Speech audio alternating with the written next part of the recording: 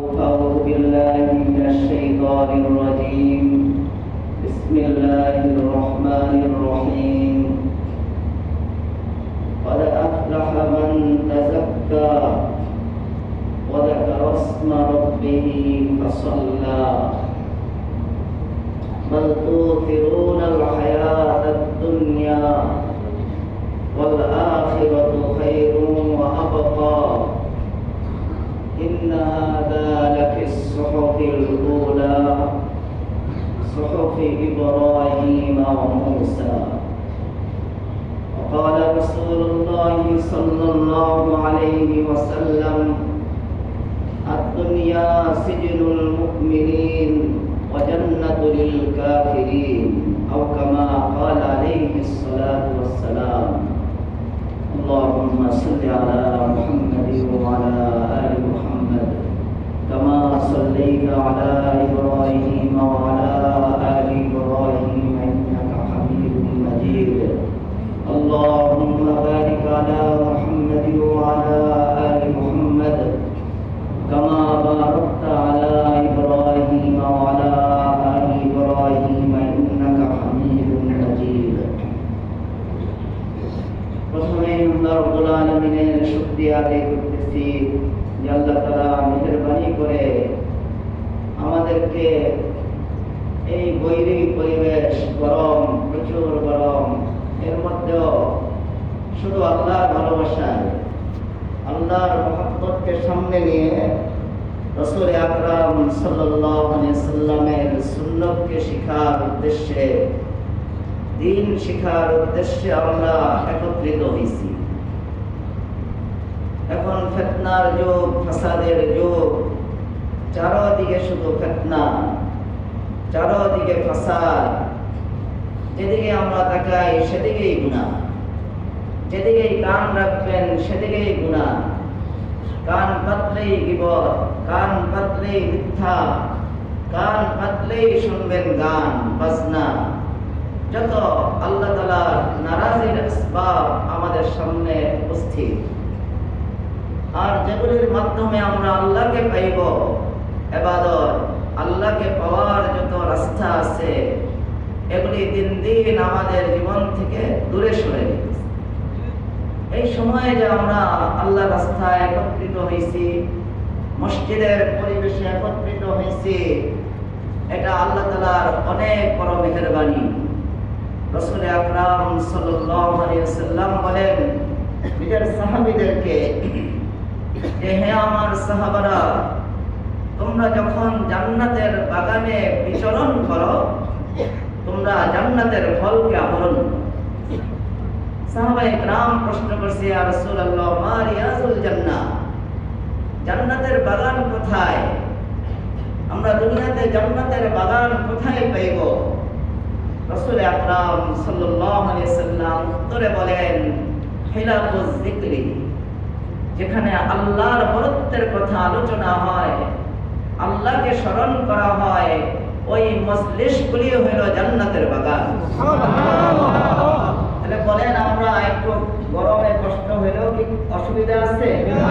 আমরা কোথায় বসে আছি? জান্নাতের বাগানে। আল্লাহর রাসূল বলছে, এজন্য আমাদের যে আমরা এই ধরনের মজলিস একটু কষ্ট হলেও সবর করা। আমরা এই যে বসে আছি, লাভ কি হইতেছে? রাসূল আকরাম সাল্লাল্লাহু আলাইহি ওয়াসাল্লাম বলেন, আমার উম্মতের কোন জামাত তারা যদি আল্লাহকে স্মরণ করার জন্য একত্রিত হয়, আল্লাহ এত খুশি হন ওই লোকগুলির উপর যারা আল্লাহকে স্মরণ করার জন্য একত্রিত হয়েছে। এই লোকগুলির উপর কত খুশি হন যে ফেরেশতা নিয়োজিত করে দেন যে তাদের চারপাশে দাঁড়িয়ে যাও, আর তারা যখন মজলিস শেষ করে দাঁড়ায়, তোমরা ফেরেশতারা এলান করো, কুমু মাগফুরান লাকুম, যে তোমরা এমন ভাবে দাঁড়াও তোমাদের জীবনের সব গুনাহকে মাফ করে দাও। তাহলে আমাদের মজলিস শেষ করে দিতে হবে। মজলিস শেষ করে গেলে আল্লাহর ওয়াদা, ফেরেশতারা এলান করবে, কুমু মাগফুরান লাকুম, যে তোমরা এমন ভাবে দাঁড়াও তোমাদের গুনাহ মাফ করে দেওয়া হয়েছে। এজন্য আমরা যতক্ষণ পারি আমরা খুব সবরের সাথে বসবো, হেদায়েত নেওয়ার নিয়তে বসবো। আমি কোন দলের লোক, কোন সমাজের লোক, এটা আমি চিন্তা করবো না। আমি এখানে বসছি কাকে চেনার জন্য বলেন? আমরা এখন কোন দলের লোক না, আমরা কোন দলের লোক? আল্লাহর কথা আমরা বলবো। আল্লাহর বিপরীতে যদি কেউ দাঁড়ায় তার বিরুদ্ধে বলাও আমাদের দায়িত্ব। আল্লাহর বিরুদ্ধে যদি কেউ কথা বলে তার বিরুদ্ধে কথা বলা ইবাদত, তার বিরুদ্ধে কথা বলা জিহাদ।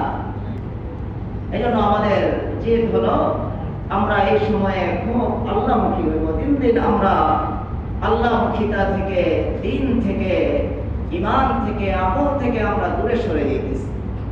আল্লাহ তাআলা কোরআনে কারীমের মধ্যে আমাদেরকে বলতেছেন, বান্দা তোমরা সফলতা তালাশ করো, তোমরা অনেক কামিয়াবি তালাশ করো, বিভিন্ন রাস্তায় তোমরা সফলতা চাও। ব্যবসার মাধ্যমে সফল হইতে চাও, বাণিজ্যের মাধ্যমে, চাকরির মাধ্যমে, আন্দোলনের মাধ্যমে সফল হইতে চাও। আল্লাহ বলেন সফলতার জন্য তোমাদের 3টা কাজ করতে হবে। কয়টা কাজ বলেন? আল্লাহ কি 300 বলছে? না। কয়টা বলছে? 3টা কাজ করা সহজ, এটা কঠিন না। এজন্য আল্লাহ সহজ ভাবে বলে দিয়েছেন 3টা কাজ করো, তুমি তোমার যেই স্থানে আছো সেই স্থানে থেকে তুমি কামিয়াব হবে। আল্লাহ বলেন قد أفلح من تزكى وذكر اسم ربه فصلى بل تؤثرون الحياة الدنيا। আল্লাহ বলতেছেন قد أفلح من تزكى, কামিয়াব কারা, সফল কাম কারা। আমরা আগে কিন্তু মনে করতাম কেউ এমপি নির্বাচনে পাস করলে মনে হয় সফল। এখন মনে করেন এটা? আগে মনে করতাম মন্ত্রী হইলে মনে হয় সফল। এখন মনে করেন তো? আমার মনে করেন পাগল মনে করেন। আগে মনে করতাম প্রধানমন্ত্রী হইলে সফল। আপনি বলেন এখন কি আপনি বলবেন যে আমি প্রধানমন্ত্রী হয়ে যাই, আমার বানায় দাও? কারণ আপনি জানেন আবার রাত্রের আধারে আপনার প্লেন দিয়া বলাই যেতে হইতে পারে। আল্লাহ বলেন قد أفلح من تزكى وذكر اسم ربه فصلى بل تؤثرون الحياة الدنيا والآخرة خير وأبقى إن هذا لفي الصحف الأولى صحف إبراهيم وموسى। আল্লাহ স্পষ্ট বলে দিয়েছেন সফলতা প্রধানমন্ত্রী হওয়ার মধ্যে নাই, সফলতা ডাক্তার হওয়ার মধ্যে নাই, সফলতা ইঞ্জিনিয়ার হওয়ার মধ্যে নাই, সফলতা কোটি টাকার মালিক হওয়ার মধ্যে নাই। তুমি সফল হইতে পারবা কিভাবে? আল্লাহ বলতেছেন সফল হওয়ার সর্বপ্রথম যে আমল সেটা হলো তোমার তাজকিয়া করা। তোমার অন্তরকে শুদ্ধ করতে হবে, তোমার অন্তর পরিশুদ্ধ করতে হবে, তোমার অন্তর থেকে জুলুমের মাত্রা বের করে দিতে হবে। তোমার অন্তরের মধ্যে যদি জুলুম, অত্যাচার, মানুষকে থামায় রাখা, বিরোধী দলকে নামিয়ে দেওয়া, অন্যকে গুম করে ফেলা, হত্যা করা, এগুলির যদি অন্তরের মধ্যে তোমার অবস্থান থাকে, তুমি যত বড়ই হও তুমি কামিয়াব হইতে পারো। তোমার কামিয়াব হওয়ার জন্য সর্বপ্রথম আমল হলো তাজকিয়া। অন্তরকে জুলুম মুক্ত করতে হবে, অন্তরকে হিংসা মুক্ত করতে হবে, অন্তরকে বিদ্বেষ মুক্ত করতে হবে, অন্তরকে কিনা কপট মুক্ত করতে হবে। আজকে আমাদের অবস্থা, আমরা একজনের সাথে আরেকজনের যদি ঝগড়া হয় 1000 বছর চলে যায়, আমরা তার সাথে কথা বলি, তার সাথে আমার বিদ্বেষ, তাকে সালাম দেই না, মুসাফা করি না, তার বাড়িতে হাদিয়া পাঠাই না, সে সালাম দিলে সালামের জবাব দেই না। তাহলে বুঝে গেল আপনার অন্তর তাজকিয়া হয়, আপনার অন্তর শুদ্ধ হয় নাই। অন্তর শুদ্ধ হওয়ার জন্য আপনার অন্তর থেকে হিংসা দূর করতে হবে, বিদ্বেষ দূর করতে হবে, কিনা দূর করতে হবে, জুলুমের নিয়ত, জুলুম করার যে অভ্যাস, এটা আপনার থেকে সরে যেতে হবে। জুলুম করে কেউ কামিয়াব হতে পারে বলেন? সারা পৃথিবীর ইতিহাস আপনি তাকান, পৃথিবীতে যত বড় বড় জালেম অতিবাহিত হয়েছে আল্লাহ তাআলা সবাইকে লাঞ্ছিত করে ছেড়ে দিয়েছে। কোন কাফের, কোন মুশরিক, মুনাফিক, মুসলমান যেই জুলুমে লিপ্ত হবে এটা আল্লাহ তাআলার ওয়াদা, ইন্নাজ যালিমিনা লাহুম আযাবুন আলীম। তাসকিয়ার জন্য বড় আমল হলো অন্তরকে জুলুম মুক্ত করা। জুলুম শোষণের যে অভ্যাস, আদত, যে স্পৃহা আপনার অন্তরে আছে, জজবা আছে, এটা অন্তর থেকে বের করতে হবে, আর নাহলে আপনি কামিয়াব হতে পারবেন না। এই জন্য আমাদের তাসকিয়া, আমরা যদি সফল হতে চাই সর্বপ্রথম আমলই হলো আমাদের অন্তরকে শুদ্ধ করতে হবে। অন্তর যদি আমরা শুদ্ধ না করে হাজার দানার তাসবিহ দিয়া লা ইলাহা ইল্লাল্লাহ জরব দেই আমি কামিয়াব হতে পারবো। আমি যদি সারা রাত্র নামাজ পড়ি কিন্তু অন্তর থেকে কিনা কপট, হিংসা, বিদ্বেষ যদি আমি বের না করি, জুলুম অত্যাচারের অভ্যাস যদি আমি বের না করি, আমি সফল হতে পারবো না। এজন্য আমাদের প্রথম কাজ করতে হবে এই বিষয়গুলি আমরা অন্তর থেকে বের করতে হবে। হিংসা ছেড়ে দিতে হবে, বিদ্বেষ ছেড়ে দিতে হবে, জিনা ছেড়ে দিতে হবে। একজন সাহাবী রাসূল আকরাম সাল্লাল্লাহু আলাইহি সাল্লাম বসে আছেন, কয়েকজন সাহাবী বসে আছেন। রাসূল সাল্লাল্লাহু আলাইহি সাল্লাম বলেন, এখন যেই লোকটা মসজিদে প্রবেশ করবে সে জান্নাতি। সুবহানাল্লাহ। কিছুক্ষণ পরে দেখছেন একজন সাহাবী উনি ওযু করে মসজিদে প্রবেশ করতেছে, ওনার বাম হাতে ওনার জুতাটা উনি মসজিদের কিনারায় রেখে 2 রাকাত নামাজে দাঁড়িয়েছেন, সালাত আদায় করতেছেন নফল। এরপরে সাহাবায়ে কেরাম রাসূল আকরাম সাল্লাল্লাহু আলাইহি সাল্লাম বলেন উনি জান্নাতি, এতে তো কোনো সন্দেহ নাই। সাহাবায়ে কেরাম আমার পিছ নিছেন যে এই লোকটা কি আমল করে আমরা দেখব, নিশ্চয়ই অনেক বড় আমল করে, সারা রাত মনে হয় নফল নামাজ পড়ে, সারা দিন মনে হয় রোজা রাখে, কোনো সময় মনে হয় নফল রোজা ভাঙেই না।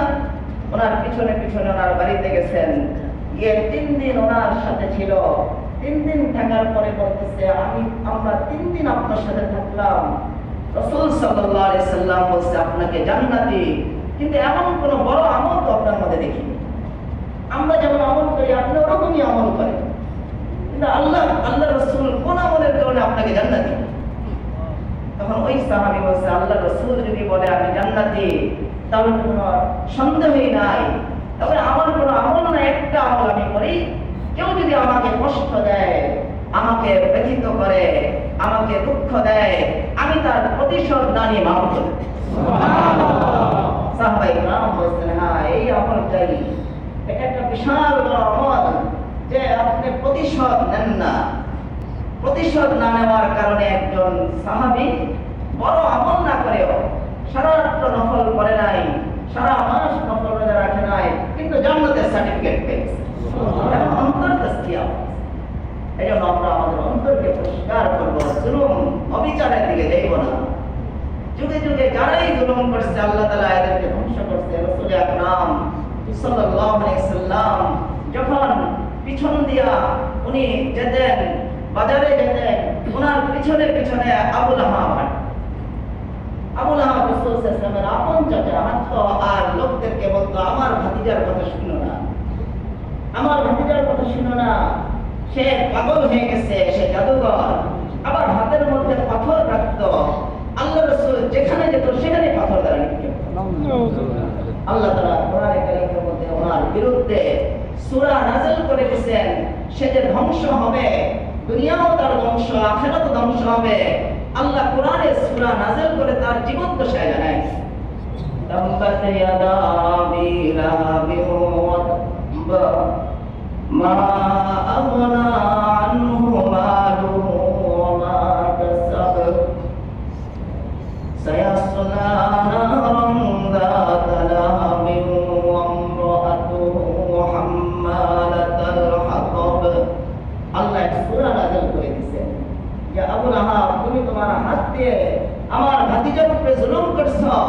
আল্লাহ বলতেছেন আমি দুনিয়াতেই তোমার হাতকে ধ্বংস করে দেব। তার পরিণাম কি হয়েছে? মৃত্যুর সময় সমস্ত শরীর পচে গেছে। একটা লাশ কবরে রাখার পরে 5 দিন 10 দিন রাখার পরে যেভাবে পচে গলে যায়, জীবন দশাই তার লাশটা পচে গেছে। বলেন কামিয়াব হয়েছে সে জুলুম করে? আল্লাহ তাআলা যখনই কোনো জালেম কেউ জুলুম করতে দাঁড়াইছে, আল্লাহ তাআলা এই জালেমকে প্রতিহত করার জন্য কোনো বড় শক্তি ব্যবহার করে। আমরাও যদি জুলুম করি, অত্যাচার করি, সমাজের মধ্যে কিন্তু অনেক লোক আছে একজন আরেকজনের জায়গা দখল করে নিতেছে, জমিন দখল করে নিতেছে। এই দল আসলে এই দলের ক্যাডার বাহিনী তৈরি হয়ে যায়, ওই দল আসলে ওই দলের ক্যাডার বাহিনী তৈরি হয়ে যায়, চাঁদাবাজি, জুলুমবাজি, অত্যাচার শুরু করে দেয়। এর কিছুদিন পরেই দেখা যায় তাদের উপর আযাব নাযিল হওয়া শুরু। এজন্য আমরা জুলুম থেকে বাঁচবো।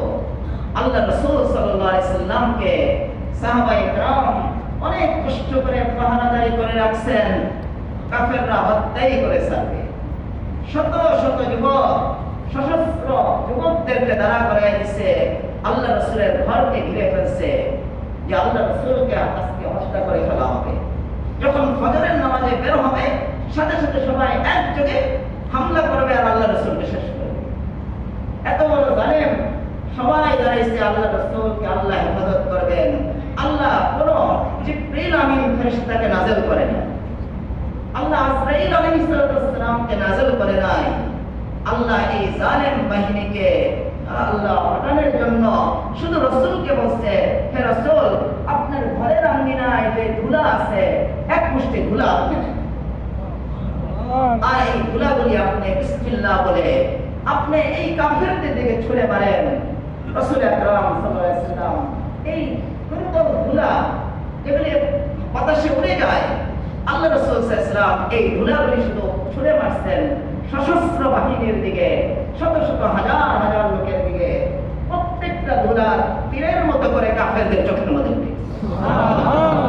আল্লাহ কোরআনে বলেন, ওমা রামাইতা ইয রামাইতা ওয়ালাকিন্নাল্লাহা রামা ওয়ালিয়ুবলিয়াল মুমিনিনা মিনহু বালাআন হাসানা। আল্লাহ কোরআনে কারীমের মধ্যে বলতেছেন, হে রাসূল, আপনার হাতে আমি বলছি ধুলা নেন আর ধুলা নিয়ে কাফেরদের দিকে নিক্ষেপ করেন। আপনি নিক্ষেপ যে করছেন, আর এই নিক্ষেপ করার কারণে কাফেরদের চোখগুলি তারা আর দেখতেই পারতেছিল না, তারা চোখ দিয়ে বিপদে পড়ে গেছে, এদিক সেদিক দৌড়াদৌড়ি ছুটাছুটি শুরু করছে। আর এই ফাঁকে আপনি মদিনায় চলে গেছেন, এই যে ধুলাগুলি মারছেন আপনি দেখছেন আপনার হাতে মারছেন। এ রাসূলুল্লাহ, আপনি আপনার হাতে মারেন নাই, আরশে আজিম থেকে আমি নিজেই ধুলাগুলি তাদের চেক করে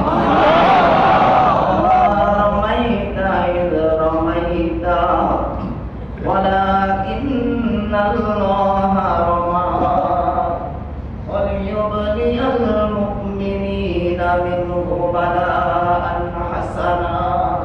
আল্লাহ বলেন, ধুলা ইয়া রাসূলুল্লাহ আপনি মারেন নাই, আপনি তো দেখছেন ধুলা, এই ধুলাগুলিকে আমি তীরের মতো শক্ত করে তাদের চোখের মধ্যে আমি ঢুকিয়ে দিয়েছি, যার কারণে তারা আপনার কোনো ক্ষতি করতে পারে নাই, দেখতে পারে নাই। সশস্ত্র বাহিনীগুলিকে বলেন আল্লাহ তাআলা তাদেরকে যে প্রতিহত করলেন কোন শক্তিশালী বাহিনী দিয়া না দুর্বল জিনিস দিয়া, এটা আল্লাহ তাআলার সুন্নাত। যত বড় জালেম দাঁড়াবে তাকে আল্লাহ তাআলা বরবাদ করবেন, তাকে আল্লাহ তাআলা থামাবেন ছোট বাহিনী, বড় বাহিনী দিয়া তাদেরকে থামাবেন। আপনার নমরুদের নাম শুনলেন? নমরুদ কি খুব ছোট কাফের ছিল? খোদাই দাবি করছে। হযরত ইব্রাহিম আলাইহিস সালামকে আগুনে ফেলে দিয়েছে। মুফাসসিরিনে কেরাম লিখছেন যে সর্বপ্রথম পৃথিবীতে উঁচা টাওয়ার তৈরি করছে কে? নমরুদ। সে বলে ইব্রাহিম আলাইহিস সালাম আল্লাহর দাওয়াত দেয়, আল্লাহকে মানায় যে আমি তো ইব্রাহিমকে পারলাম না মারতে, আমার জন্য বড় টাওয়ার তৈরি করো, উঁচা টাওয়ার, ওইটার উপরে গিয়ে আমি তীর মেলাম, ইব্রাহিমের খোদা রেখে বলেন। মানুষ ছিল না পাগল ছিল? এটা মানুষ মনে সুস্থ তো ছিল না, নিশ্চিত পাগল ছিল। ওই 400 বছর বাদশাহী করছে, এই পাগল 400 বছর বাদশাহী করছে।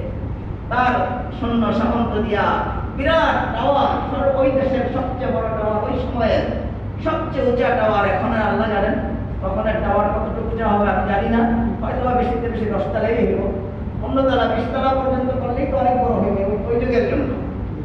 সেই টাওয়ারের উপরে উঠছে, ওইটা তীর মারতে গেছে, আল্লাহ আল্লাহ হেফাজত করেন। আল্লাহ তার এই কাফেরকে প্রতিহত করার জন্য আল্লাহ তাআলা করে জিবরিল আমিন আজরাইল, ইসরাফিল, মিকাইল কোন ফেরেশতা পাঠায় নাই, কোন মুসলমান মুজাহিদদেরকে পাঠায় নাই। আল্লাহ তাআলা একটা মশা পাঠায়। হাদিসের মধ্যে আছে একটা ছোট্ট মশা এসে তার নাকের ভিতরটা ঢুকে তার দেমাগের ভিতরে ঢুকে গেছে। কিভাবে ঢুকছে আল্লাহই জানেন, আল্লাহ রাস্তা করে দিয়েছেন। আল্লাহ রাস্তা আমাদের নাক দেখছি ঢুকতে গেলে ঢুকতে পারে না, কিন্তু আল্লাহ যদি ঢুকার আদেশ দিয়ে দেয় তাহলে কিন্তু আমরা ঢুকতে পারি। আল্লাহ দিয়ে দিচ্ছেন। আর নমরুদ গেছে আল্লাহকে মানতে, এক মশাই তার কাম শেষ করে দিয়েছে। হাদিসের মধ্যে আছে সে দীর্ঘদিন এই মশার কামড়ে, মশার সে কষ্ট পেয়ে একেবারে তরপাইতে সে খোদাই দাবি করছে, আল্লাহকে মেরে ফেলবে। আল্লাহ তাআলা তাকে হত্যা করছে একটা মশা দিয়ে। বড় জিনিস দিয়ে মারছে না, ছোট জিনিস মারছে বলেন? যত এরকম ইতিহাস আমি এমনি একটু খেয়াল করছি কোরআন হাদিসের দিকে, খালি দেখি এরকম ঘটনা। আমাদের রাসূল আকরাম সাল্লাল্লাহু আলাইহি সাল্লামের সবচেয়ে বড় শত্রু ছিল কে? আবু জাহল। বলেন সবাই, সবচেয়ে বড় শত্রু কে ছিল? তাকেও আমরা দেখতেছি ছোট দুইটা বাচ্চা। রাসূল আকরাম সাল্লাল্লাহু হাদিসের মধ্যে আসছে আব্দুর রহমান বিন আউফ, উনি জিহাদের কাতারে দাঁড়াইছেন। উনি কাতারে দাঁড়ায় দেখেন ডাইনে একটা ছোট ছেলে, বামে একটা ছোট ছেলে 10-12 বছরের। ছোট ডাইন দিকের ছোট ছেলে দুইজন আপন ভাই, মুআয ইবনে আফরা আর একজন মুআয আর মুআব্বাস। ডাইনের ভাই ওনাকে খুঁজা দিয়ে বলছে, ইয়া আম্মি হাল তারিফু আবা জাহল, হে আমার চাচা আপনি কি আবু জাহলকে চিনেন? তখন আব্দুর রহমান বিন আউফ বলতেছে, তুমি ছোট ছেলে আবু জাহলকে দিয়ে কি করবা? সে তো কাফেরদের নেতা, যে আমি তো চিনি, তুমি কি করবা? মাজা তুরিদ, তুমি কি চাইতেছো? আমি এটা নিয়ত করছি, আজকে যদি আমি আবু জাহলকে পাই তাহলে আমি তাকে হত্যা করে ফেলবো, না আমি মরে। এরপরে বাম দিক থেকে আবার ওই ছোট ভাই সে খুঁজা দিয়ে বলছে, ইয়া আম্মি হাল তারিফু আবা জাহল, হ্যাঁ আমার চাচা আপনি কি আবু জাহলকে চিনেন? বলছে না আমি চিনি। তুমি এটা কি করবা? আমি যদি আজকে আবু জাহলকে পাই আমি তাকে আমি হত্যা করে ফেলবো অথবা আমি মরে। উনি তো আব্দুর রহমান বিন আওফ বলতেছে 10-12 বছরের ছেলে আবু জাহলকে কিভাবে হত্যা করবে? হঠাৎ আবু জাহল বের হয়ে আসছে, সে তার লস্কর বাহিনীর দিকে এভাবে তাকাইতেছে, পিছনের দিকে ওদিকে পিঠ দিয়া মুসলমানের দিকে। উনি বলছেন ওই যে আবু জাহল। হাদিসের মধ্যে আসছে দরজন বাচ্চা চিলের মতো দৌড় মারছে, তলোয়ারটা পিছনের দিকে রেখে চিলের মতো দৌড় মারছে। আবু জাহল ফিরার আগেই তাকে ক্ষতবিক্ষত করে তারা রাসূলের কাছে ফিরে চলে আসে। এসে বলছে, ইয়া রাসূলুল্লাহ আপনার সবচেয়ে বড় দুশমনকে আমরা দুই ভাই হত্যা করেছি। আল্লাহ রাসূল বলেন যে তোমার আলামত কি? তোমরা দুই ভাই হত্যা করছো, আলামত দাও। এত বড় কাফেরকে তো তোমরা হত্যা করার কথা বলে ছোট ছেলে। তারা তাদের তলোয়ার দেখাইছে, পিছনে সাহাবায়ে কিরাম দাঁড়ায় তাকবীর বলে চলে আসছে যে ইয়া রাসূলুল্লাহ আমাদের লাগে নাই, ছোট দুইটা শিশু বাচ্চা দিয়ে আল্লাহ তাআলা আবু জাহলকে হত্যা করছে। আবু জাহলকে হত্যা করছে কি আল্লাহ তাআলা বড় মানুষ দিয়ে না ছোট বাচ্চা দিয়ে? আরো হাজারো ইতিহাস। রাসূল আকরাম সাল্লাল্লাহু আলাইহি সাল্লামের জন্মের 50 বছর আগে আব্রাহা বাদশা সে নিয়ত করছিল যে আল্লাহর ঘর আমি ভেঙে ফেলবো। শুনেন এই ঘটনা? কষ্ট হইতেছে না? হয়ে যেতেছে বড় বেশি। আমিও কি করবো? আল্লাহ গরম দিচ্ছেন। আশা করি ইনশাআল্লাহ আমরা যারা কষ্ট করে বসে আছি আল্লাহ আমাদের মাফ করে দেবেন। আল্লাহ আমাদের এই গরমের বিনিময়ে আল্লাহ তাআলা জাহান্নামের আগুন থেকে আল্লাহ বাঁচাবেন। আব্রাহা বাদশা নিয়ত করছিল আল্লাহর ঘর ভেঙে ফেলবে, আল্লাহর ঘরকে দুনিয়াতে রাখবে না, আল্লাহর ঘর দুনিয়াতে থাকতে দিবে না। রাসূল আকরাম সাল্লাল্লাহু আলাইহি ওয়াসাল্লামের জন্মের 50 বছর আগে রাসূল সাল্লাল্লাহু আলাইহি ওয়াসাল্লামের দাদা উনি ওনার সমস্ত আত্মীয় স্বজনদেরকে নিয়ে পাহাড়ে চলে গেছেন। উনি জানেন আল্লাহর ঘর আল্লাহ ভাঙবে, আল্লাহর ঘরকে আল্লাহ হেফাজত করবেন। আল্লাহ কোরআনে সূরা নাযিল করে আল্লাহ রাসূলকে সেই ঘটনা শোনাইছেন। আল্লাহ বলেন বিসমিল্লাহির রহমানির রহিম আলাম তারা কাইফা ফাআলা রাব্বুকা বিআসহাবিল ফিল আলাম ইয়াজআল কাইদাহুম ফি তাদলিল ওয়া আরসালা আলাইহিম তায়রান আবাবিল তারমিহিম বিহিজারাতিন মিন সিজ্জিল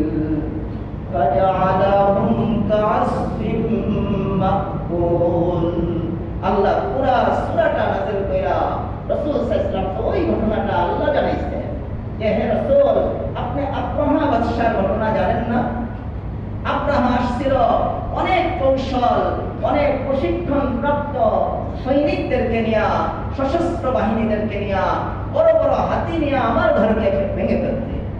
তার এই কৌশল, তার এই শক্তিকে ভেঙে দেওয়ার জন্য আমি কোনো অ্যাটম বম, কোনো রকেট, কোনো ড্রোন আমি ব্যবহার করি নাই। আল্লাহ বলতেছেন আমি কি করছি? আলাম ইয়াজআল কাইদাহুম ফি তাদলিল ওয়া আরসালা আলাইহিম তায়রান আবাবিল। আল্লাহ বলেন আমি আব্রাহামকে ধ্বংস করার জন্য, তার হস্তি বাহিনীকে ধ্বংস করার জন্য আমি কোনো শক্তি ব্যয় করি নাই। আমি শুধু ছোট ছোট পাখিগুলিকে আমি আসমানের মধ্যে উড়ে ওয়া আরসালা আলাইহিম তায়রান আবাবিল। আবাবিল পাখি, চড়াইয়ের মতো ছোট ছোট পাখি, এগুলি এখনো আরবে আছে। এই আবাবিল পাখিগুলিকে আল্লাহ তাআলা ওই মক্কার আল্লাহর ঘরের খাদেমের চারো কিনারে আল্লাহ ছেড়ে দিয়েছেন। আল্লাহর হুকুমেরা ঘোরাঘুরি শুরু করছে, ওরা শুরু করছে। ওয়ারসালা আলাইহিম তায়রান আবাবিল। আল্লাহ বলতেছেন আমি কোনো অ্যাটম ছাড়ি নাই, আমি কোনো রকেট ছাড়ি নাই, ড্রোন ছাড়ি নাই, কোনো জিব্রাইল মিকাইলকে পাঠাই নাই। আমি কি করছি? ওয়ারসালা আলাইহিম তায়রান আবাবিল তারমিহিম বিহিজারাতিন মিন সিজ্জিল। যে আমি ছোট ছোট দানা দিয়া, এই পাখির মুখের মধ্যে ছোট দানা, ছোট কঙ্কর দিয়ে আমি তাদেরকে ছেড়ে দিছি। আর আমার হুকুমে এই পাখিগুলি কঙ্করগুলিকে ফেলে দিছে, হাতিগুলিকে মাটির মধ্যে ছাতুর মতো মিশিয়ে দিছে। আল্লাহ তাআলা এই আব্রাহাম বাদশাকে বলেন ধ্বংস করতে কি দিয়া? কোনো বড় শক্তি দিয়া না, ছোট শক্তি দিয়া? এখন বললেন এখন কিনা আমি জানি না, আমাদের যুগের আগে বড় জালেম অত্যাচারী হাজারো আলেমের বুক থেকে যারা রক্ত ঝরেছে,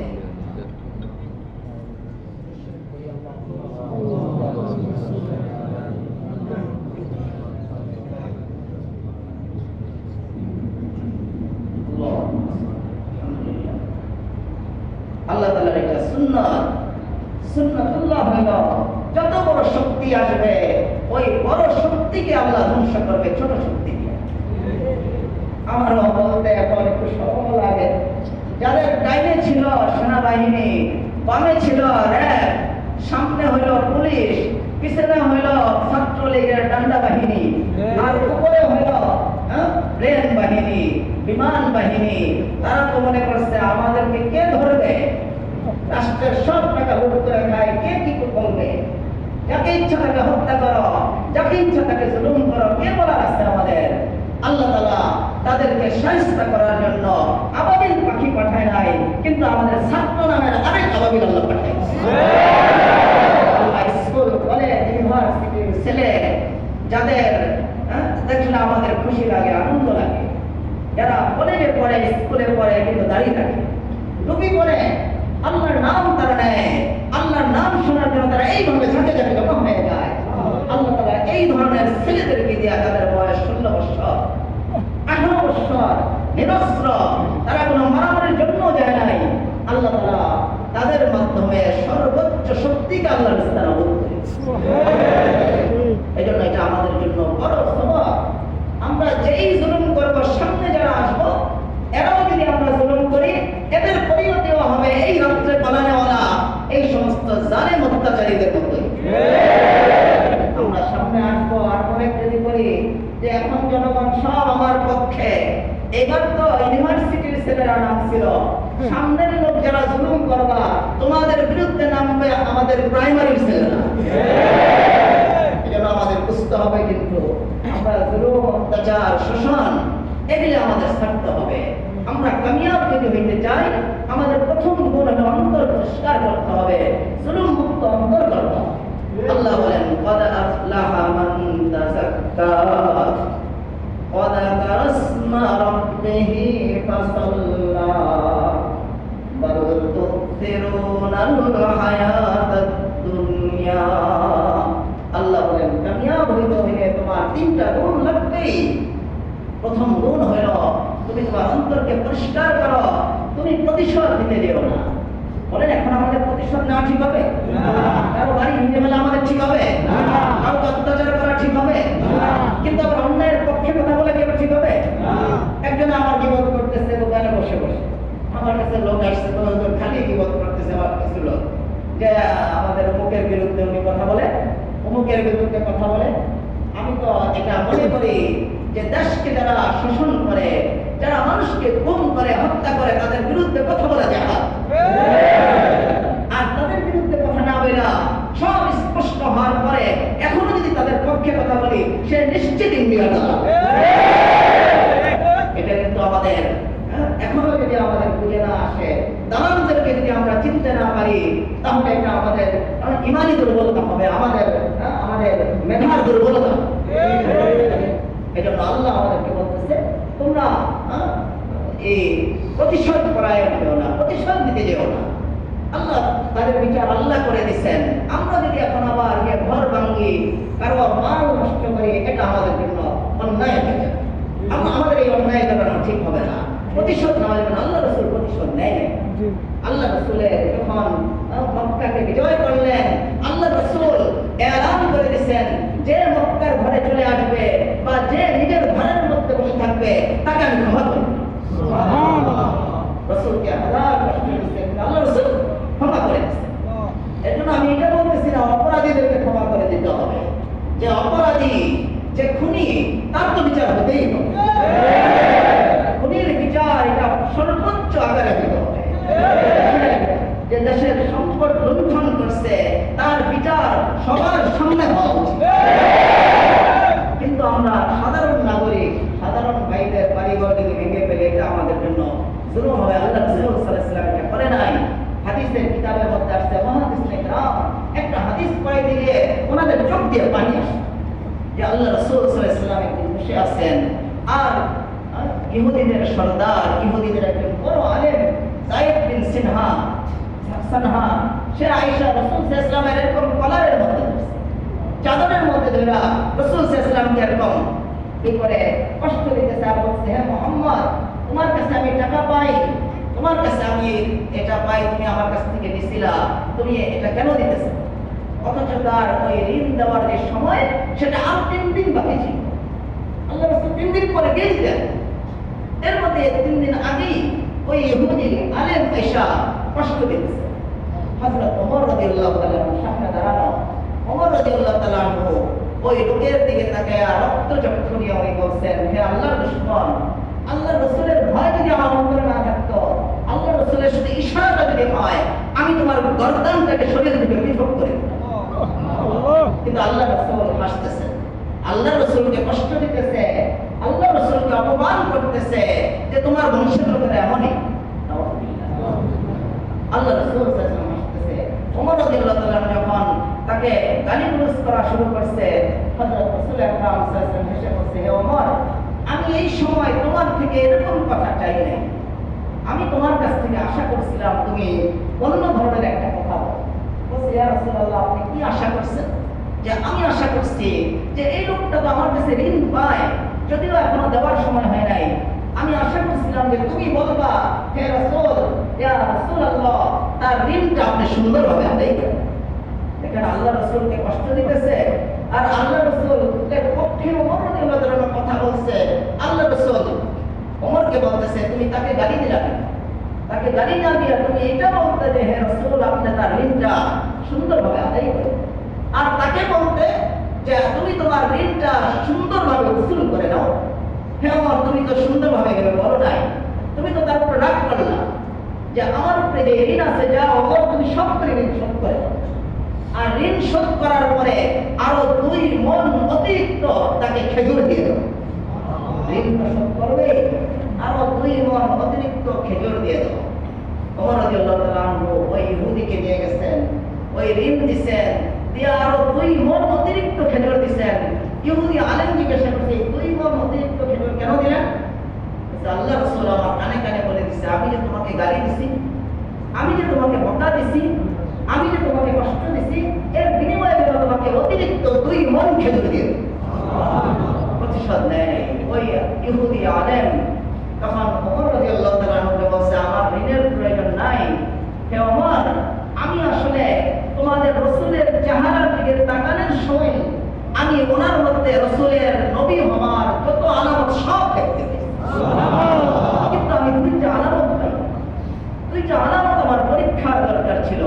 একটা হলো আমি তাওরাতের মধ্যে পড়ছি যে শেষ নবীর আলামত হলো উনি অত্যন্ত ধৈর্যশীল হবেন, আর দ্বিতীয় আলামত হলো যে উনি কারো উপরে প্রতিশোধ দিবেন, কারো উপর থেকে উনি প্রতিশোধ দিবেন না। এই দুইটা আলামত আমার জানার দরকার ছিল। এই জন্য আমি এইভাবে কষ্ট দিচ্ছি তোমার নবীকে। হ্যাঁ ওমর, আমি তুমি তোমাকে সাক্ষ্য রেখে আমি বলতেছি যে আমি আজকের থেকে আমি মুসলমান হয়ে যাব। তাহলে রাসূল আকরাম সাল্লাল্লাহু আলাইহি সাল্লাম প্রতিশোধ নেয় না, এটাই তাসকিয়া। প্রতিশোধ না নেওয়া, আমরা প্রতিশোধ নিয়ে ফেলাই বেশি। প্রতিশোধ নিয়ে ফেললে তো আবার আমি জালেম হয়ে যাই, যারা জালেম ছিল আমি এখন জালেম হয়ে যাই। এই জন্য আমাদের কাজ হলো প্রতিশোধ না নিয়ে আমাদের অন্তরকে তাসকিয়া করা। আমরা যুবক ভাই যারা আছি, আমরা একে অপরের সাথে চলি। আমি আপনাদেরকে কষ্ট দিছি, দাওয়াত দিছি, আপনারাও চলে আসছেন। আমরা তো আপনাদেরকে অনেক মহব্বত করি। বারবার আমি প্রায় দাওয়াত দিই, যুবক ভাইদেরকে বেশি করে নিয়ে আসো, যুবক ভাইদেরকে বেশি করে নিয়ে আসো। আমাদের ছাত্র ভাইরা যখন শুনছে যে ছাত্র অনেক ইউনিভার্সিটির ছাত্ররা আসবে, স্কুলের ছেলেরা আসবে, তারা তাদের পকেটের টাকা খরচ করে তারা শরবত বানিয়েছে। আপনাদেরকে শুধু শরবত না, তারা যেন কলিজাকে দিতে চায়। এটা ভালোবাসা মুসলমানের মধ্যে। আমরা আপোষের মধ্যে কেউ একে অপরের প্রতিশোধ নিতে সামান্য বিষয়ে দেখা যায় ঝগড়া, বিবাদ, মারামারি, খুনাখুনি, প্রতিশোধে আমরা যাইব না। আল্লাহ রাসূল সাল্লাল্লাহু আলাইহি সাল্লাম বলেন, দুইজন ব্যক্তি ঝগড়া করতেছে, একজন সত্যের উপরে আছে, আরেকজন অসত্যের উপরে। যিনি সত্যের উপরে আছে, সত্য জেনেও যে আমি হকের উপরে আছি, তারপর আগে উনি কথাটা বন্ধ করে ফেলেছে, ঝগড়া যেন না হয়, চুপ হয়ে গেছে। আল্লাহ রাসূল বলেন, দুইজন ঝগড়া করা অবস্থায় যে আগে কথা বন্ধ করবে, ঝগড়া আগে যে বন্ধ করবে, আল্লাহ তাআলা তার জন্য জান্নাতের মাঝখানে বালাখানা বানায়। আমরা যুবক ভাইয়েরা, আমরা আপনাদেরকে কি নসিহত করব? আপনারা প্রতিশোধ করায় নেবেন না, ঝগড়া বিবাদে যাবেন। আপনাদের হাতে যেন অস্ত্র না আসে, আপনাদের হাতে আসুক কলম, আপনাদের হাতে আসুক খাতা, আপনাদের হাতের মধ্যে জ্ঞানের আসবাব চলে আসে। আপনাদের হাতে যদি অস্ত্র আসে, আজকে আমাদের দেশে দেখা যায়, একটু খোলামেলা কথা বলতেছি, কেউ রাগ করবেন না। আজকে আওয়ামী লীগ গেছে, কালকে বিএনপি, অমুক দল আসবে, দেখা যাবে এই অল্প বয়সের ছেলেদেরকে তারা অস্ত্র হাতে উঠে। আমাদের শিশু ছেলেরা তারা অবদের মতো করে এই অস্ত্রগুলি ব্যবহার করে তারা তাদের দুনিয়া ও আখিরাত দুটো জাহানকে বরবাদ করে। এজন্য আমরা যুবক ভাই যারা আছি, আমরা দয়া করে আমরা ওই প্রতিশোধ দিতে যাই না, উৎসাহ হব না। আল্লাহ রাসূল সাল্লাল্লাহু আলাইহি সাল্লাম বলেন যে কোনো ব্যক্তির অন্তরে রাগ আসছে, প্রতিশোধের স্পৃহা আসছে, প্রতিশোধ নেওয়ার মতো তার পরিবেশও আছে, কিন্তু সেই প্রতিশোধটা যদি না নেয়, হজম করে, তাহলে আল্লাহ তাআলা খুশি হয়ে তার অন্তরকে ঈমান দ্বারা পরিপূর্ণ করে। কিন্তু আমরা যখন রাগ উঠে, উৎসাহ উঠে, যুবক ভাইয়েরা অস্ত্র চালাবেন, আপনি অস্ত্র চালাবেন না। আল্লাহ রাসূল বলছেন, রাগ উঠলে তুমি দাঁড়ানো থাকলে বসতে যাও, আমরা স্টপ করে ফেলতে পারো।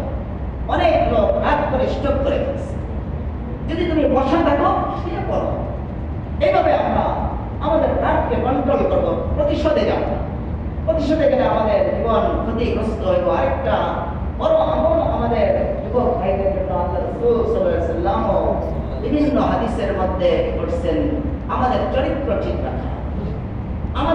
আমাদের মধ্যে খায়েশাত আছে, আমাদের মধ্যে নফসানিয়ত আছে, আমরা যেন আমাদের খায়েশ পুরা করতে না যাই, গুনাহের কাজে না যাই, জিনা ব্যভিচারে না যাই। আল্লাহ কোরআনে কারীমের মধ্যেও আমাদেরকে জিনা ব্যভিচার থেকে দূরে থাকার কথা বলছেন, ওয়ালা তাকরাবুজ জিনা ইন্নাহু কানা ফাহিশাতাও ওয়া সাআ সাবিলা। আল্লাহ বলতেছেন, আমার বান্দারা জিনা করো না, ব্যভিচারে যেও না। যৌবনে আমাদের চাহিদা বেশি থাকে, একটু কষ্ট করে যদি আমরা সবর করি, ধৈর্য দান করি, আল্লাহ খুশি হবেন। জিনা কত বড় অপরাধ! আল্লাহ রাসূল বলেন, যখন কোনো ব্যক্তি জিনা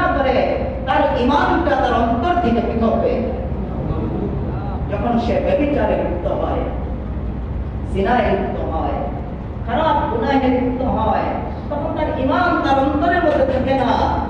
এই অবস্থায় তার মৃত্যু হয় বেঈমান অবস্থায়। এই জন্য আমরা যুবক যৌবনে আছি, আমাদের খায়সাত আছে, নফসানিয়ত আছে, আমরা একটু কষ্ট করে আমরা এটাকে কন্ট্রোল করি। আমাদের সারা ভারতবর্ষের সর্বপ্রথম যিনিরা বুখারীর দরস চালু করছেন শাহ আব্দুল আজিজ শাহ রহমতুল্লাহ আলাইহি, মুহাদ্দিস দেহলভী রহমতুল্লাহ আলাইহি, শাহ আব্দুল আজিজ শাহ রহমতুল্লাহ আলাইহি, ওনার বুখারীর দরস ছিল বিশাল বড়। এই বুখারীর দরসের মধ্যে একজন যুবক বসতো, একজন যুবক বুখারী শরীফ পড়তো। ওই বাড়ি থেকে সে যখন বুখারী শরীফ নিয়ে আসতো, একজন জমিদারের মেয়ের খারাপ দৃষ্টি যুবকের উপরে পড়ছে। তার বাদি দিয়া টাকায় নিয়ে ঘরের মধ্যে খারাপ প্রস্তাব দিছে।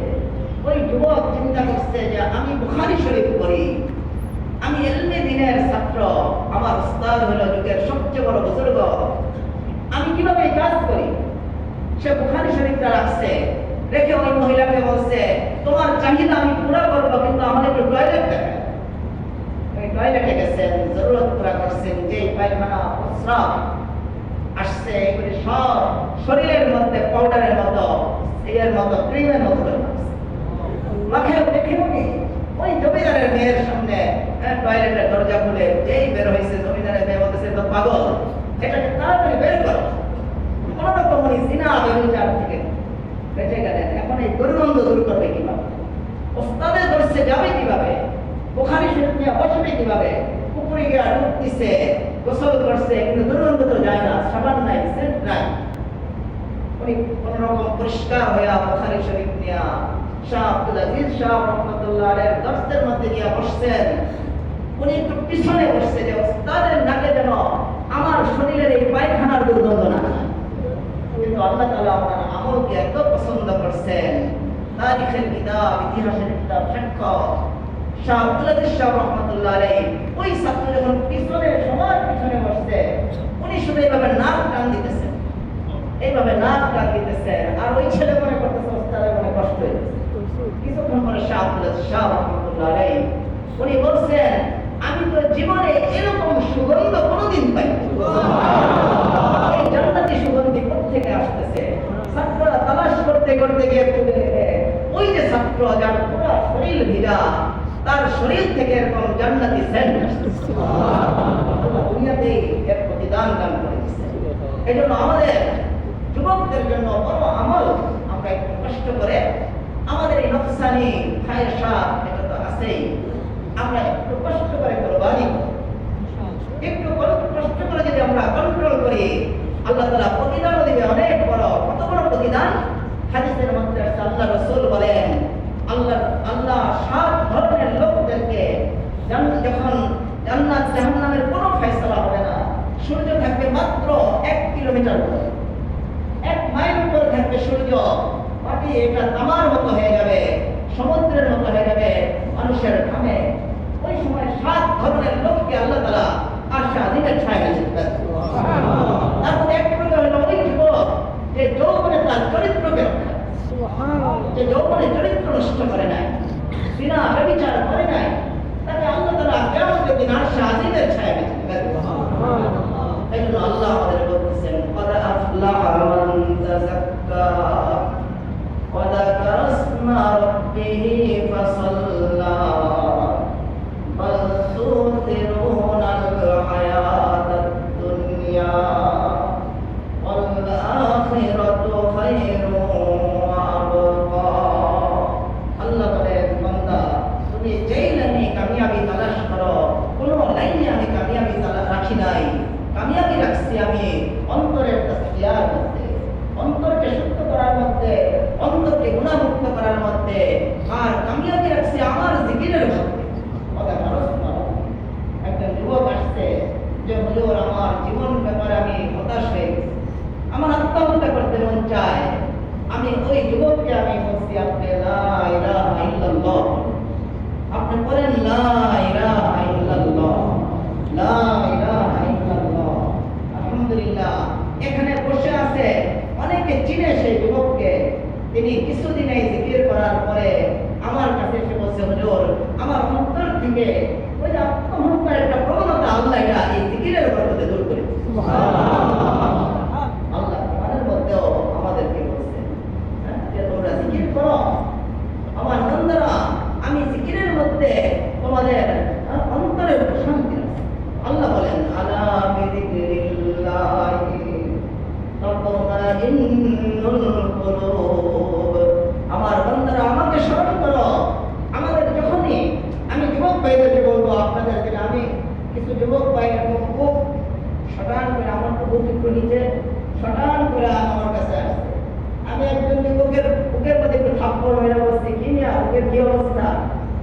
বুক তো দেখতেছি অনেক উঁচা, অনেক মনে হয় আনন্দে আসছে, সুস্থ না কোনো সুখে নাই, শুধু এই বুকের মধ্যে খালি জ্বালা পড়া। আমি কিসের জ্বালা পড়া? তো রাস্তার মধ্যে অনেক কিছু দেখি, তো অনেক কিছু দেখি কিন্তু এগুলো পাই না, এগুলো তো আর পাই না। অনেক পরি দেখি, অনেক ভোর দেখি, লাল লাল কাপড় পরা, অনেক কিছু দেখি নীল পরা, কিন্তু ওরা তো চলে যায় ওগুলো অন্যদিকে, আমাদের কাছে তো আসে না। যার কারণে বুক তো উঁচা কিন্তু ভিতরে হলো জ্বালানো। আমি মনে হচ্ছে আসলে তো আল্লাহ উঁচার মধ্যে শান্তি রাখে না। আল্লাহ বলতেছেন আলা বিযিকরিল্লাহি আলা বিযিকরিল্লাহি তাতমাইন্নুল কুলুব, যে আমার বান্দারা আমার জিকিরের মধ্যে আমি তোমাদের দিলের শান্তি রাখছি। এবং আমি যুবক ভাইদেরকে বলবো, আপনারা আমাদের কাছে অনেক প্রিয়। আমি আমার এখানে অনেক ব্যস্ততা থাকা সত্ত্বেও দেখি যদি কলেজের ছেলেরা আসছে, ইউনিভার্সিটির ছেলেরা আসছে, চাকরিজীবী যুবক ছেলেরা আসছে, আমি রুমের থেকে বাইরে তাদেরকে মুসাফা করে নিয়ে আসি। আমি ওদের দেখিনি মায়া এদিকে লাগেন যাও জানেন, আল্লাহ জানেন। আমার কিছু লোক কয়েছে যে আপনি ওদের স্কুল কলেজের ছেলেগুলো বেশি মহৎ, এত মহব্বত করা লাগে ওদেরকে। আমি তো আমার কেনিকা মহব্বত লাগে, তাও আমি দেখি আমার কেনিকা জানি। আমি আমার স্কুলের সময়ের কথা মনে হয়, স্কুলে পড়ছি, আমার স্কুলের সাথে আমার ছোট ভাইয়েরা স্কুলে পড়ছে, আমার স্কুলের স্যার, আমি জীবনে সালাম শিখছি, আমি মসজিদে বসে সালাম শিখছি, নামাজের পাবন্দি শিখছি, আমি স্কুলের শিক্ষক।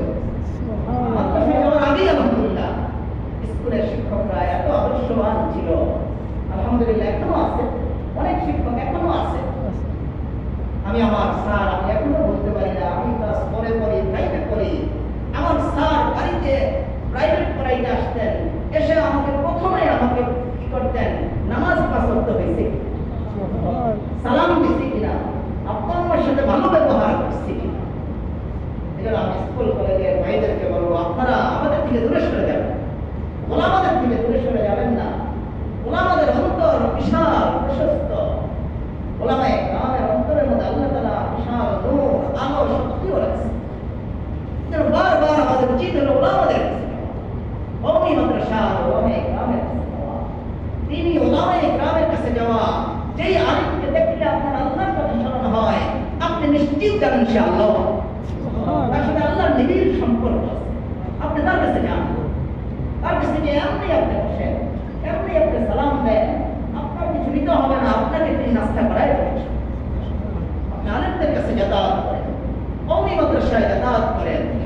আমরা যখন থেকে ওলামাদের থেকে বিচ্ছিন্ন হয়েছি, ওলামা সমাজ থেকে যখন আমরা দূরে সরে গেছি, তখন থেকে আমাদের থেকে নূর, হেদায়েত, আলো সব বিচ্ছিন্ন হয়ে গেছে। এজন্য আমাদের ওলামাদের কাছে যেতে হবে, হেদায়েতের কাছে যেতে হবে। জিকির আসবে আমাদের অন্তরের মধ্যে ওলামাদের কাছে গেলে, কওমি মাদ্রাসায় গেলে।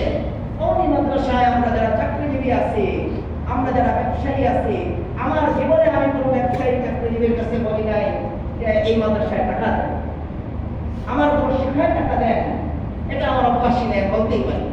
আমার আপন ভাইয়ের কাছে বলতে পারি, মার কাছেও বলতে পারি, আমার অভ্যাস নেই, এটা আমার অভ্যাস খারাপ হতেও পারে।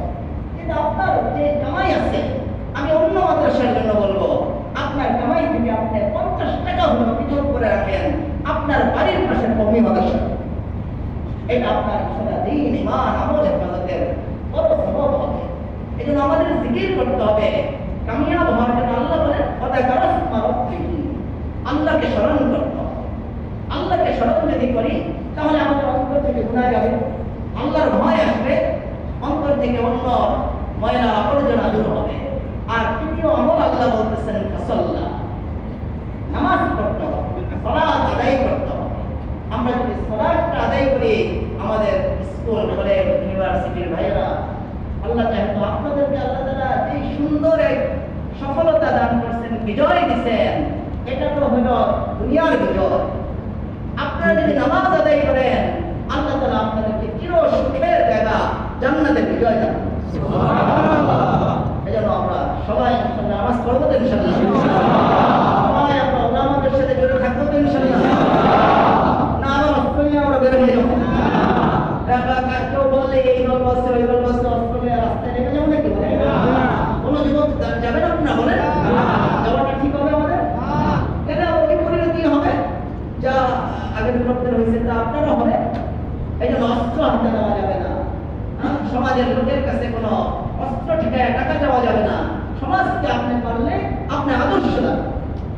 এই যে আজকে সারা বাংলার যুবক, সারা বাংলার কলেজ ইউনিভার্সিটি মাদ্রাসা সবচেয়ে বড় অবদান রাখছে ওলামায়ে কেরাম। আজকে আমাদের বাংলাদেশে এটা তো একটা চক্রান্ত করে আমাদের বাংলাদেশের একটা বড় স্থান পানিতে ডুবাই দেওয়া হয়েছে। আমি একটা মাদ্রাসায় মোবাইল করছি, সেই মাদ্রাসার ওস্তাদরা বলল যে আমাদের মাদ্রাসার 10 কোটি টাকার সম্পদ নষ্ট হয়েছে। হাজার হাজার কিতাব কোরআন সব শেষ হয়ে গেছে, 4টা জেনারেটর শেষ হয়ে গেছে, এত ক্ষতি। আজকে আমরা কোন দল বল দিকে তাকাই না। আলহামদুলিল্লাহ সবাই কলেজে ইউনিভার্সিটির মাদ্রাসা ওলামা মাশায়েখ ইমাম সবাই মিলে, আমি এখান থেকে, আমি এটা কোনোদিন এলানি করি না, আমি কিছু টাকা পাঠাই। কেন শুনছে সেখানে আমার কাছে টাকা দিয়ে দিচ্ছে, আমি কই ভাই আমি এই বাজারে দিতে পারবো, আমার এখানে যে টাকা আছে এটা আমি পাঠাবো, আপনারটা আমি নিতে পারবো না। জোর করে পকেটে ঢুকে যাবে, চলে গেছে। অন্য মানুষের কাছে দিতে ভয় পেয়েছে। আমি আপনার মাধ্যমে আমি পৌঁছাবো। আমাদের এখান থেকে আলহামদুলিল্লাহ প্রাণ পৌঁছেছে, আপনারা পৌঁছেছেন। আমাদের কাজ হলো সমাজকে এভাবে খ্যাতমত করতে, সমাজ থেকে শোষণ করা, এটা আমাদের কাজ। পারবো তো ইনশাআল্লাহ? আমরা আদর্শ থাকবো তো ইনশাআল্লাহ? না 12 রবিউল আউয়াল আসলে দৌড়ে বের হয়ে যাবেন কি? যে জশ্নগুলো সেইটা মিলাদুন নবী, এটা বলে এটা করা ঠিক হবে? আল্লাহ রাসূল করে নাই, সাহাবায়ে کرام করে নাই, তাবিঈন করে নাই, আইম্মে মুজতাহিদিন করে নাই। 12 রবিউল আউয়ালে যে আল্লাহ রাসূল জন্মগ্রহণ করছে, এই ব্যাপারে মুহাদ্দিসিনে کرام একমত না। বেশিরভাগ মুহাদ্দিসিনে کرام বলছে আল্লাহ রাসূল 12 রবিউল আউয়ালে ইন্তেকাল করছেন, 8 রবিউল আউয়ালে আল্লাহ রাসূল জন্মগ্রহণ করছেন। 12 রবিউল আউয়াল যেদিন আল্লাহ রাসূল মারা গেছেন, ওদিন যদি আপনি জশ্নে জুলুস করেন, ঈদ পালন করেন, এটা আল্লাহ রাসূলের মৃত্যুর দিন আপনি খুশি পালন করেন, ভালো হবে না খারাপ হবে? এটা করা যাবে না। আমাদের সুন্নতের উপরে চলতে হবে। রাসূল আকরাম সাল্লাল্লাহু আলাইহি ওয়াসাল্লাম বলেন, কুল্লু উম্মতি ইয়াদখুলুনাল জান্নাতা ইল্লা মান আবা, ইল্লা মান আবা ইয়া রাসূলুল্লাহ, ক্বালা মান আতা'আনি দাখালাল জান্নাহ ওয়া মান আসানি ফাকাদ আবা। আল্লাহ রাসূল বলেন, আমার সব উম্মত জান্নাতে যাবে, কিন্তু যারা আমার আদর্শ ছেড়ে দিয়েছে, আমার সুন্নাত ছেড়ে দিয়া বেদাতে লিপ্ত হয়, আল্লাহ রাসূল বলেন তারা জান্নাতে যাবে। আপনি আশিকে রাসূল নাম নেন আর এটাই নাম দিয়ে করেন, আপনি জান্নাতে যেতে পারবেন না। আল্লাহ রাসূলের সুন্নাতের খেলাফ করে। আল্লাহ আমাদের সবাইকে কবুল করে, আমিন। আল্লাহ কবুল করে, আমিন। একটু গরমের কারণে আপনারা বুঝতে পারতেছেন না, কথা বলা শোনা দুটোই কষ্ট হয়ে যেতেছে। আল্লাহ আমাদের এই অল্প সময়ের কথাকে কবুল করে, আমিন। প্রত্যেক মাসে আসার চেষ্টা করব ইনশাআল্লাহ। এলাকার যুবক ভাইরা দলে দলে আসবো, আজকে যেমন আসছি প্রতি মাসে আসি, অন্য মাসেও আমরা আসার চেষ্টা করব ইনশাআল্লাহ। আগামীকালও আমাদের মাহফিল আছে। আমরা এলাকায় আমরা দাওয়াতি ভেজা শুরু করি। আজকে আমাদের এই কাছারির এই যে ফিল্ডের মধ্যে আমি এই এলাকার ছেলেদের অনেক শুকরিয়া আদায় করি, তাদের ভদ্রতা, তাদের শরাফত, তাদের মার্জিত অবস্থা। তাদের আজকে খেলা ছিল। আমি জুমার পরে আমি শোনার পরে আমি দুজন যুবকের সাথে শুধু বলছি যে আজকে এখানে মাহফিল ওরা খেলবে। দুইজন গিয়ে আমাদের মুরব্বীদের সাথে আলোচনা করছে, তারা মাইকিং করছে, খেলার সব কিছু করছে, সব তারা বিশ করে দিয়ে আলহামদুলিল্লাহ আমার মনে হয় প্রত্যেকটা যুবক এই মাহফিলে চলে আসছে। এই জন্য আমি তাদের শুকরিয়া আদায় করি। আল্লাহ তাআলা তাদেরকে পরিপূর্ণ হিদায়াত দান করুন। দুনিয়া ও আখিরাতে কামিয়াব করে দেন। আমাদের এই এলাকায় আলহামদুলিল্লাহ যত অনুষ্ঠানই হোক, আমাদের এলাকায় আলহামদুলিল্লাহ কোনো গানের আওয়াজ আসে। একসময় গানের আওয়াজ আসতো, মাদ্রাসা হওয়ার পরে এলাকার লোকেরা মূল্যায়ন করছে মাদ্রাসাকে, মাদ্রাসার ব্যক্তিদেরকে মূল্যায়ন করছে, আমাদের মেজাজ তবিয়তকে বোঝার চেষ্টা করছে। প্রত্যেক ঘরের থেকে আলহামদুলিল্লাহ গানের আসবাব বের হয়েছে, গানের আওয়াজ নাই আলহামদুলিল্লাহ। আসে হয়তো 3 মাইল 5 মাইল 10 মাইল দূর থেকে, এখানে নাই আলহামদুলিল্লাহ। আল্লাহ এলাকাকে আরো আবাদ করে দেন, সারা বাংলাদেশকে আল্লাহ আবাদ করে দেন, মুক্ত সমাজ করে দেন। আল্লাহ তাআলা আমাদের প্রত্যেককে যুবককে হেদায়েত করে দেন, তাদের হাতে যেন অস্ত্র না আসে, তাদের হাতে যেন কোরআন চলে আসে। আল্লাহ তাআলা এই মজমাকে কবুল করেন। আল্লাহ তাআলা ফিলিস্তিনের মুসলমানদের উপর রহম করুন। আল্লাহ গাজাবাসীদেরকে, ইহুদিদের সকল হামলা চক্রান্ত থেকে হেফাজত করেন। আমাদের সকল মুসলমান বোনদের ইজ্জতকে আল্লাহ রক্ষা করেন। যারা বন্যার মধ্যে কষ্ট পেয়েছে, পানির কারণে বিভিন্ন অভাবে পড়ে গেছে, আল্লাহ তাআলা তাদেরকে ভরপুর নসরত দান। আমরা এখনো এই ত্রাণ বন্ধ করে দিব না, এখন আরো বেশি লাগবে ত্রাণ। এলাকায় আমরা যুবক ভাইয়েরা চেষ্টা করে আমাদের সাথে আমরা ত্রাণ পাঠানোর চেষ্টা করব। আল্লাহ তাআলা এই মাহফিলকে কবুল করুন।